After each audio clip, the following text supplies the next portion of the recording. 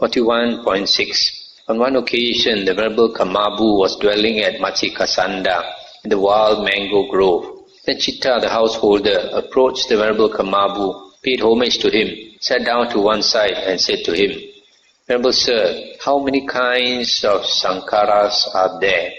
Let's stop here for a moment. So this Venerable Kamabu must have stayed quite long in this Citta's mango grove. So the two are probably quite familiar with each other. The previous sutta, the Venerable asked Citta a question. Now in this sutta, Citta asked the Venerable a question, a Dhamma question. Asked him, how many kinds of sankharas are there? This word sankhara can be translated as conditional, something that conditions something else. Here is translated as formations. In other place, sometimes this book translates as volitional formations. But after you see why I say the translation as conditioners is more apt. There are householder, 3 kinds of sankharas: the bodily sankhara, the verbal sankhara, and the mental sankhara. This bodily sankhara is kaya sankhara, and then the next one is vachi sankhara. The third one is citta sankhara. In the suttas, a lot of people don't notice. That's we need to study the suttas like with a comb, go through very carefully and mark those interesting things. Because I've gone through the suttas and I've noticed that there are 2 sets of sankharas in the suttas. Both sounds the same, bodily sankhara, verbal sankhara, and mental sankhara. Both also called like that. But the difference is that one is kaya sankhara, vachi sankhara, and citta sankhara. The second one, kaya sankhara, vachi sankhara, and mano sankhara.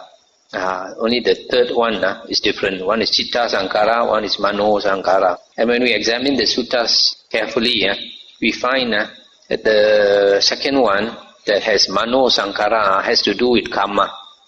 Has to do with karma, creation of karma. But the first set, kaya sankhara, vachi sankhara, and citta sankhara always occurs with paticca samuppada. So maybe some of the commentators, they were not careful, they didn't notice this. So they always say in paticca samuppada, the word sankhara means karma, creation of karma. Unfortunately, it cannot be because it's not mano sankhara. In paticca samuppada, it's always citta sankhara. So you see what are these 3 things here, it will be explained. Good Venerable Sir, Citta the householder said, then having delighted and rejoiced in the Venerable Kamabu's statement, he asked him a further question. But Venerable Sir, what is the bodily sankhara? What is the verbal sankhara? What is the mental sankhara? And Venerable Kamabu replied, in-breathing and out-breathing, householder, are the bodily sankhara, bodily conditioner. Thought directed and sustained are the verbal sankhara. Perception and feeling are the mental sankhara or mental conditioner. Good Venerable Sir, said the householder. Citta the householder said. Then he asked him a further question. But Venerable Sir, why are in-breathing and out-breathing the bodily sankhara? Why are thought directed and sustained the verbal sankhara? Why are perception and feeling the mental sankhara, mental conditioner? Here I think there's something wrong with the translation. Here it says, householder, in-breathing and out-breathing are bodily. These things are dependent upon the body. That is why in-breathing and out-breathing are the bodily formation. I think I would translate it like this. Householder, in-breathing and out-breathing are connected with the body. These condition the body. That is why in-breathing and out-breathing are called bodily conditioner. Stop here for a moment. You see, the body depends on breathing. If there is no in-breathing and out-breathing, the body will die. So, because the body depends on the breath, so the breath is the body conditioner. So the breath is the body conditioner. It conditions the body. It is not dependent upon the body. It conditions the body. And then first one thinks and examines. Then afterwards one breaks into speech. That is why here it says thought and examination are the verbal formation. I would translate as first one thinks and examines, then afterwards one breaks into speech. That is why thought, directed and sustained are the verbal conditioner. You see, before we can speak, we have to think. So, thinking conditions the speech. What you think, it breaks out into speech. You think in a certain way, it follows that you speak in a certain way. So, speech is dependent on thought. So, thought is the speech conditioner. It's not the other way around. So, thought is the speech conditioner. So, thought is vachi sankhara, speech conditioner. Perception and feeling are mental. These things are dependent upon the mind. That is why perception and feeling are the mental formation. It's not a good translation. I translate it as perception and feeling are mental. The mind depends on these things. That is why perception and feeling are the mental conditioner. You see, the mind cannot work without perception and feeling. When you have perception and feeling, that means you have consciousness. Then only the mind can work. So the mind depends on perception and feeling. Perception and feeling conditions the mind. That's why perception and feeling is the mental conditioner. Saying, "Good Venerable Sir," he then asked him a further question. "Venerable Sir, how does the attainment of the cessation of perception and feeling come about?" Householder, when the monk is attaining the cessation of perception and feeling, it does not occur to him, "I will attain the cessation of perception and feeling," or "I am attaining the cessation of perception and feeling," or "I have attained the cessation of perception and feeling." But rather, his mind has previously been developed in such a way that it leads him to such a state. Saying, "Good Venerable Sir," he then asked him a further question. "Venerable Sir, when a monk is attaining the cessation of perception and feeling, which of these things ceases first in him? The bodily conditioner, the verbal conditioner, or the mental conditioner?" And he answered, "Householder, when a monk is attaining the cessation of perception and feeling, first the verbal conditioner ceases. After that, the body conditioner ceases. After that, the mental conditioner ceases." Stop here for a while. How do you understand this? This cessation of perception and feeling is the highest state of meditation. It surpasses the 4 rupa jhanas and the 4 arupa jhanas. So, you see, it says here, first the verbal conditioner ceases. The verbal conditioner, I remember, is thoughts. Okay? So, thought ceases in the second jhana. So, he has to pass through the second jhana, then the thought ceases, that is, the verbal conditioner ceases. After that, the bodily conditioner refers to breath, breathing. When the breathing ceases at the fourth jhana, so the breath ceasing is the body conditioner ceasing at the fourth jhana. Then only later perception and feeling can cease. So you can see he has to pass through the second jhana, the fourth jhana, before he can enter the state of the cessation of perception and feeling. Saying, "Good Venerable Sir," he then asked him a further question. "Venerable Sir, what is the difference between one who is dead and gone and a monk who has attained the cessation of perception and feeling?" Now stop here for a moment. Why does he ask the difference between a body that is dead and a body that has attained the cessation of perception and feeling? Because they look quite the same. When a person attains the cessation of perception and feeling, consciousness also ceases. All the 6 consciousness ceases. So because the 6 consciousness ceases, when the person attains that state, he looks like a dead person. The breathing has stopped, the heart has stopped. Everything seems to have stopped. Just like a dead person. And that's why I asked him what's the difference. And Venerable Kamabu said, householder, in the case of one who is dead and gone, the bodily conditioners, that means the breath, has ceased and subsided. The verbal conditioner has ceased and subsided, that means the thoughts have ceased and subsided. The mental conditioners have ceased and subsided, that means perception and feeling have ceased and subsided. And then his vitality is extinguished. As for a dead person, his vital energy is extinguished. His physical heat has been dissipated, and his faculties are fully broken up. In the case of a monk who has attained the cessation of perception and feeling, the bodily conditioners have ceased and subsided. The verbal conditioners have ceased and subsided.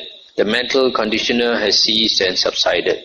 But his vitality or vital energy is not extinguished. His physical heat has not been dissipated, and his faculties are serene. This is the difference between one who is dead and gone and a monk who has attained the cessation of perception and feeling. Stop here for a moment. So you see, the difference between a person who has attained this state, this high state of perception, cessation of perception and feeling, is that when you touch him, his body is still warm compared to the dead body. The corpse has already become whole, whereas the monk in that cessation state, his body is still warm, and his vital energy he still has. That means he can come up to life again, whereas the dead corpse cannot come to life again. Saying, "Good, Venerable Sir," he then asked him a further question. "Venerable Sir, how does emergence from the cessation of perception and feeling come about?"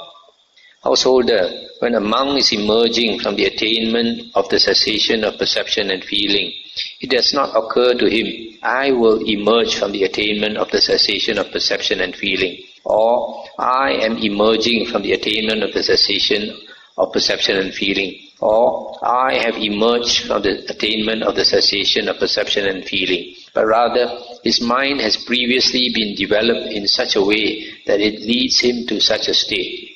Saying, "Good, Venerable Sir," he then asked him a further question. "Venerable Sir, when a monk is emerging from the attainment of the cessation of perception and feeling, which of these things arise first in him, the bodily conditioner, or the verbal conditioner, or the mental conditioner?" And he answered, "Householder, when a monk is emerging from the attainment of the cessation of perception and feeling, first the mental conditioner arises." Mental conditioner is perception and feeling. After that, the bodily conditioner, that means the breath. And after that, the verbal conditioner, that means the thoughts. In other words, when he is coming out of this state of cessation, first perception and feeling must come back. That means the mind starts working. Then after that, the bodily conditioner, which is the breath, the breathing, starts. That means he comes out of the fourth jhana.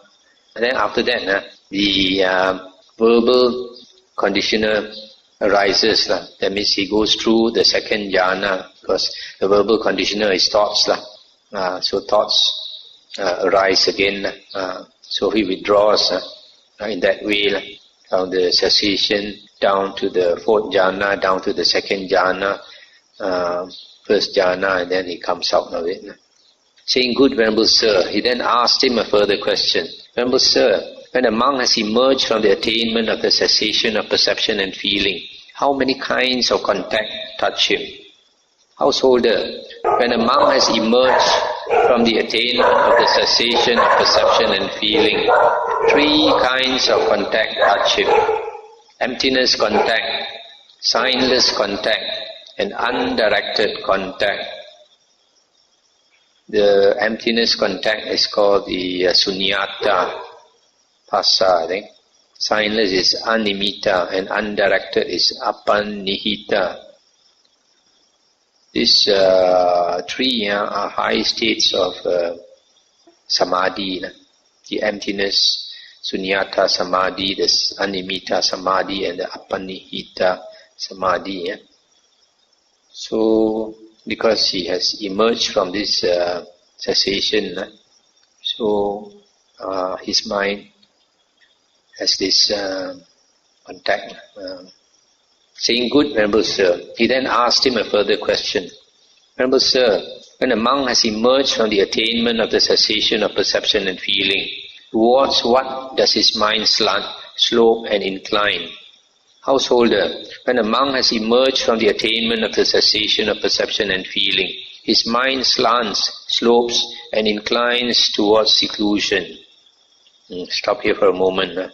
So you see, a monk who has attained high states of concentration, when they come out of it, they don't want to talk to people, they don't want to associate with people, they want to be aloof because it is so pleasant.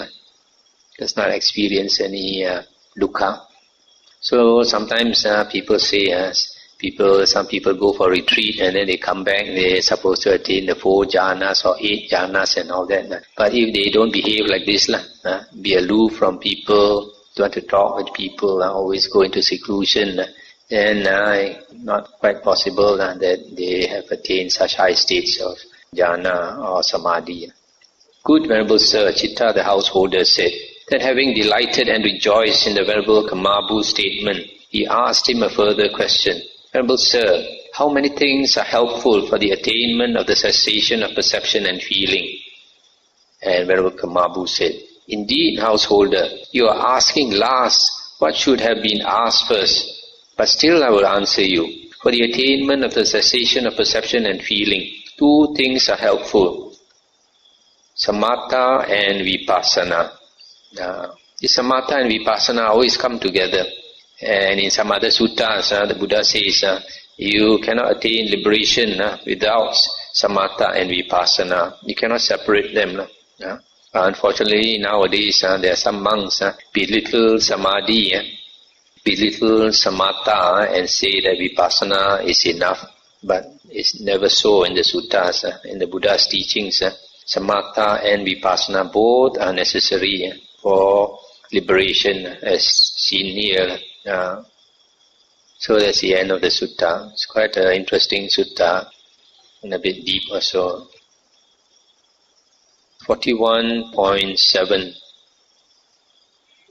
On one occasion, the Venerable Godatta was dwelling at Machikasanda in the wild mango grove. Then Citta, the householder, approached the Venerable Godatta, paid homage to him and sat down to one side. The Venerable Godatta then said to him as he was sitting to one side, "Householder, the measureless here is his liberation of mind. The liberation of mind by nothingness, the liberation of mind by emptiness, and the signless liberation of mind. Are these things different in meaning and also different in phrasing? Or are they one in meaning and different only in phrasing?" This is the first one, measureless liberation of mind. The liberation of mind is Ceto Vimutti. Maybe a better translation is the measureless liberation by mind. Liberation by mind. And sometimes they talk about metta, Ceto Vimutti. It is liberation of metta by mind, or radiation of metta by mind. That means the mind radiates or liberates the metta. So here is the measureless liberation by mind, the liberation by mind by nothingness, the liberation by mind by emptiness, and the liberation and the signless liberation by mind.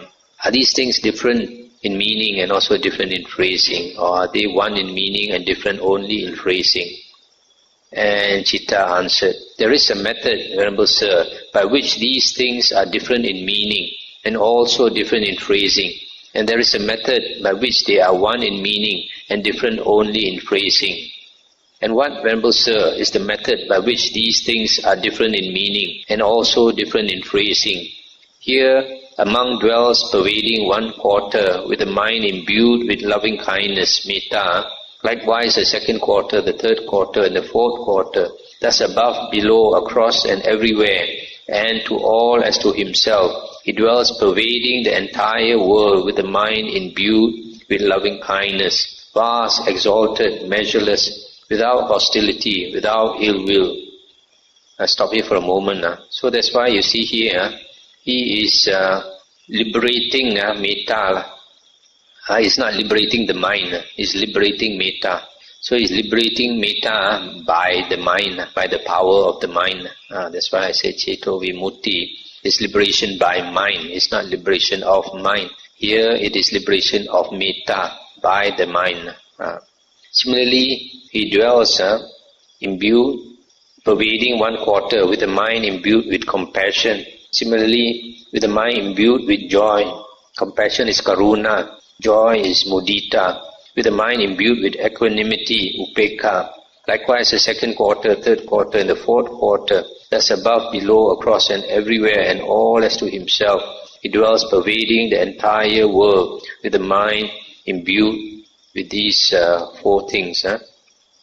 Either one of these four things, metta, karuna, mudita, and upekha. Vast, exalted, measureless, without hostility, without ill will. This is called the measureless liberation by mind. Liberation by mind of metta or of karuna. And what Venerable Sir is the liberation by mind by nothingness. Here, by completely transcending the base of the infinity of consciousness, aware that there is nothing, the monk enters and dwells in the base of nothingness. This is called the liberation by mind, by nothingness. Or maybe you can say the liberation by mind of nothingness. And what Venerable Sir is the liberation by mind of emptiness. Here a monk, gone to the forest or to the foot of a tree or to an empty hut, reflects thus. Empty is this of self, or of what belongs to self. This is called the liberation by mind of emptiness. And what Venerable Sir is the signless liberation by mind. Here, with non-attention to all signs, a monk enters and dwells in the signless concentration of mind. This is called the signless liberation by mind. This, Venerable Sir, is the method by which these things are different in meaning and also different in phrasing. And what, Venerable Sir, is the method by which these things are one in meaning and different only in phrasing. Lust, Venerable Sir, is a maker of measurement. Hatred is a maker of measurement. Delusion is a maker of measurement. For a monk whose asavas are destroyed, these have been abandoned, cut off at the root, made like palm stumps, obliterated, so that they are no more subject to future arising. To whatever extent there are measureless liberations by mind, the unshakable liberation by mind is declared the chief among them. Now that unshakable liberation by mind is empty of lust, empty of hatred, empty of delusion. Lust, Venerable Sir, is a something. Hatred is a something. Delusion is a something. For a monk whose asavas are destroyed, these have been abandoned, cut off at the root, made like palm stumps, obliterated so that they are no more subject to future arising. To whatever extent there are liberations by mind of nothingness, the unshakable liberation by mind is declared the chief among them. Now that unshakable liberation by mind is empty of lust, empty of hatred, empty of delusion. Lust, Venerable Sir, is a maker of signs. Hatred is a maker of signs. Delusion is a maker of signs. For a monk whose asavas are destroyed, these have been abandoned, cut off at the root, made like palm stumps, obliterated so that they are no more subject to future arising. To whatever extent there are signless liberations by mind, the unshakable liberation by mind is declared the chief among them. Now that unshakable liberation by mind is empty of lust, empty of hatred, empty of delusion. This, Venerable Sir, is the method by which these things are one in meaning and different only in phrasing. It is a gain for you, householder. It is well gained by you, householder, in that you have the eye of wisdom that ranges over the deep word of the Buddha. That's the end of the sutta. So here you see, this monk is asking this Citta, the layman, to explain such a deep subject, measureless liberation by mind, liberation by mind of nothingness, liberation by mind of emptiness, and the signless liberation by mind. These are very high states. And yet Citta can explain so well.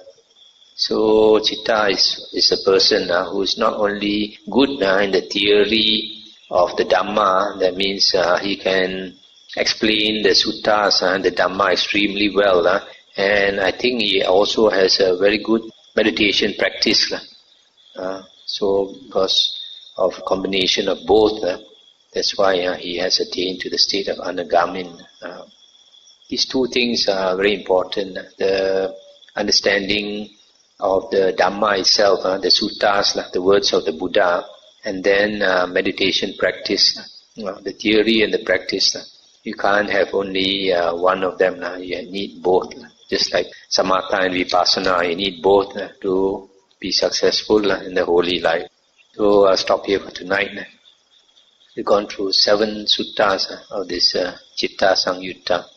I think there's only 3 more in this Samyutta, I think, to discuss. So this chapter is quite interesting, quite inspiring.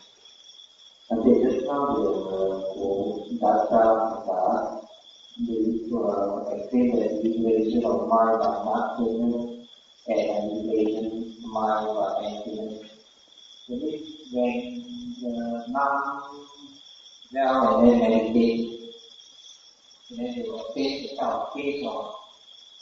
These are very high states, which I think probably even some arahants don't experience, because you see in the Buddha's teaching, perfect concentration is the 4 jhanas.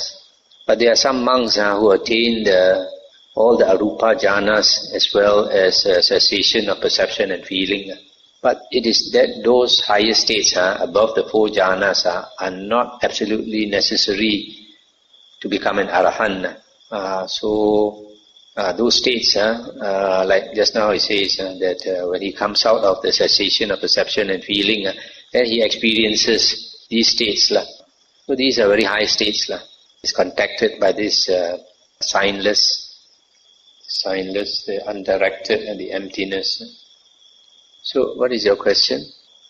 When you talk state, normally or very high or just like normal people will carry No. Very high state that even some arahants don't attain. Very high samadhi states. But it is possible. But I think if a person attains these states, when he comes out of it, he should either probably be an anagamin or an arahant, because he has seen emptiness. Like this cessation of perception and feeling is a very high state. And a person attains those states, that state of cessation of perception and feeling, consciousness also stops. So when he is in that state, there is no awareness. But when he withdraws from that state, his consciousness comes back. Then he will realize that the world disappeared just now. The world only exists in consciousnness. When consciousness stops, ceases, the world also ceases. So the world is like a dream state. Then he realizes there is no such thing as a self. That self in the world is just like that person in the dream. When we had a dream at night, during the dream we were very excited. We thought it's a real thing. And when we come out of the dream, then we realize, it was only a dream. And that person that you thought was you in the dream actually doesn't really exist. It only exists in the dream. So in the same way, when this monk comes out of the state of cessation of perception and feeling, then he sees the world like a dream. So that self that he thought existed doesn't exist. It's a condition only. So Bhante, the means of man has been in the samadhi for quite a long period. Not very long, but it cannot exceed 7 days. He can only enter that state, cessation of perception and feeling, for a maximum of 7 days. Then he has to come out of it. Okay. Yeah.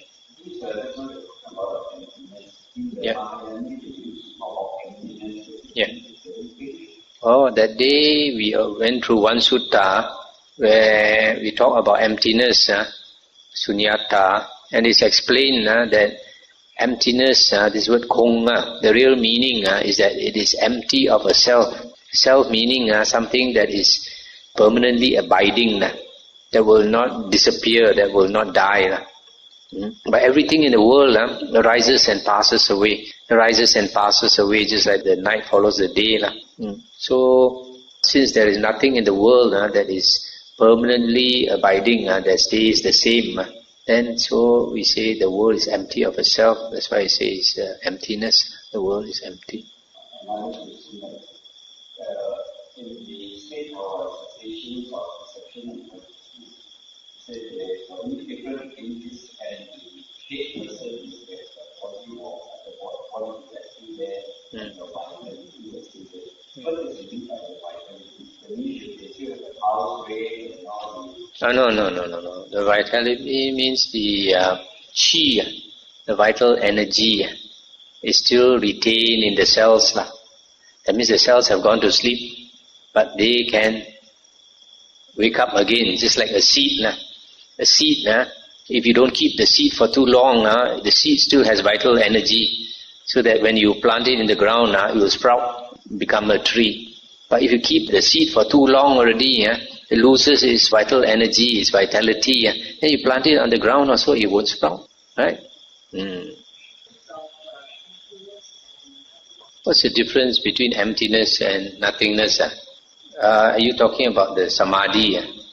Probably mean the same thing, the state of samadhi, where in the state he feels is empty of anything, because everything exists only in consciousness. But when consciousness ceases, then the whole world is empty. And what's the other one? Empty and nothingness. But then there is a state of jhana, a state of arupa jhana, called the base of nothingness, where the mind first has to go through the base of boundless space, where the mind opens up, and then his mind is boundless like space. Then after that, he goes to a higher state called the base of boundless consciousness. Then he feels that his consciousness is boundless. No limit to his consciousness. Then after that, he goes to a higher state. He realizes that within his consciousness there is nothing. There's nothing. That's called the base of nothingness. Nothing in the sense that there's nothing that's permanent. There's nothing that is permanent. Is this stage in the fourth jhana? No, higher than fourth jhana. The fourth jhana is a rupa jhana. This is arupa jhana. What does loving kindness have to do with the other three liberations? Loving kindness is one of the four types of radiation of the mind. When that person to practice that, first he has to attain the jhana. Has to attain the jhana so that he has some strength of mind. And using the strength of mind, he radiates that loving kindness, the metta, all over, all around. As he sees the first quarter, the second quarter, third quarter, and fourth quarter. That is, when he is thinking of metta, he radiates metta. When he is thinking of compassion, because he sees that all the beings in the world are suffering. There's a lot of suffering beings in the world. So he thinks of compassion, so he radiates compassion. So the third one, he feels joy, so he radiates joy all around. And the fourth one, he thinks of equanimity, so he radiates equanimity.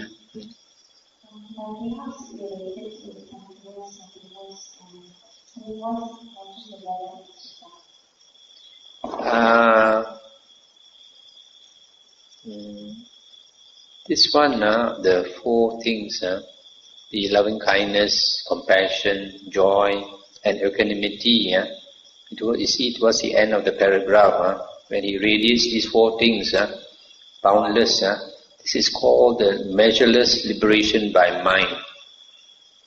So this measureless liberation by mind is supposed to be another one of those high states of liberation by mind. These are all the different types of liberation by mind. You have measureless liberation by mind. That's the first one. So this one is talking about the first one. So you have the first one is the measureless liberation by mind. Then the second one is liberation by mind of nothingness. And the third one is liberation by mind of emptiness. So each one he uses the mind to liberate whatever quality he wants. Like the first one, measureless liberation by mind is liberating this loving kindness, compassion, joy and equanimity. Then the second one, liberation by mind of nothingness. And then he thinks of nothingness and then he liberates this nothingness. And the third one, he thinks of emptiness and then he liberates this emptiness. And the fourth one is the signless. He thinks of the signless and then he liberates the mind, using that to liberate the signless. Okay?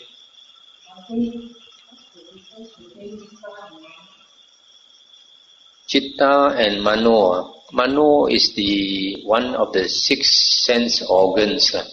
So Mano refers to the thinking faculty. Whenever we use the mind to think, to calculate, to scheme, to plan, we are using Mano. But Citta refers more to the overall mind, encompassing mind. Overall encompassing mind. Mano is thinking. Whether it's creative or destructive, it's all thinking. It's still Mano. Mano is the base. Is the thinking faculty. But these terms, Citta, Mano, Vijnana, they are all related in a way. You cannot separate them strictly into one compartment each. They are related. They are all different aspects of the mind. Okay, we'll stop here.